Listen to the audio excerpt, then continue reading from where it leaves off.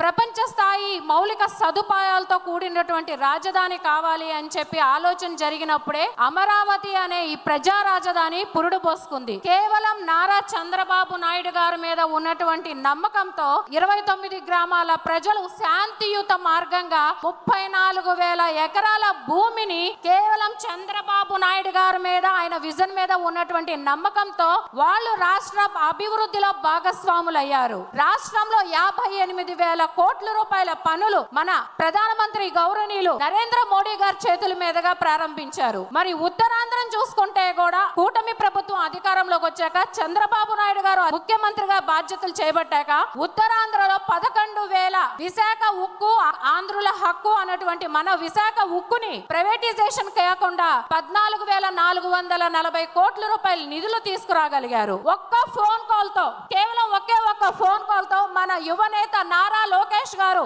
అనకాపల్లిలో 1,40,000 కోట్ల రూపాయలు ఆదిత్య మిథిల్ స్టీల్ ప్లాంట్ ని ప్రారంభించారు. ఇలా ప్రతి ఒక్క చోట ఇదే రాయలసీమని చంద్రబాబు నాయుడు గారు అనంతపురం జిల్లాని ఆటోమొబైల్ హబ్ గా, చిత్తూరుని ఎలక్ట్రానిక్స్ హబ్ గా, కర్నూలుని సోలార్ గ్రీన్ ఎనర్జీ హబ్ గా తీర్చిదిద్దుతారు. ఖచ్చితంగా మళ్ళీ ఆంధ్రప్రదేశ్ చంద్రబాబు నాయుడు గారి నాయకత్వంలో ఈజీ ఆఫ్ డూయింగ్ బిజినెస్ నుంచి స్పీడ్ ఆఫ్ డూయింగ్ బిజినెస్ గా అడుగులు వేస్తుంది. చంద్రబాబు నాయుడు గారు అధికారం చేపట్టిన అతి కొద్ది కాలంలోనే రాష్ట్ర జీడిపి రేటు అభివృద్ధి పరంగా పరుగులు తీస్తూ ఉంది. ఎంతమంది సైకోలు అడ్డుపడినా ఆంధ్రుల ప్రజా రాజధాని అమరావతి నిర్మించటంలో ఆపటంలో ఎవరి వల్ల కాదు. ఎందుకంటే ఇది ఆంధ్ర ప్రజల కోసం నారా చంద్రబాబు నాయుడు గారు తీసుకున్నటువంటి సంకల్పం. ఆనాడు దేవతల రాజధాని నిర్మించింది ఆ దేవేంద్రుడు అయితే, ఈ ఆంధ్రుల 5 కోట్ల ఆంధ్రుల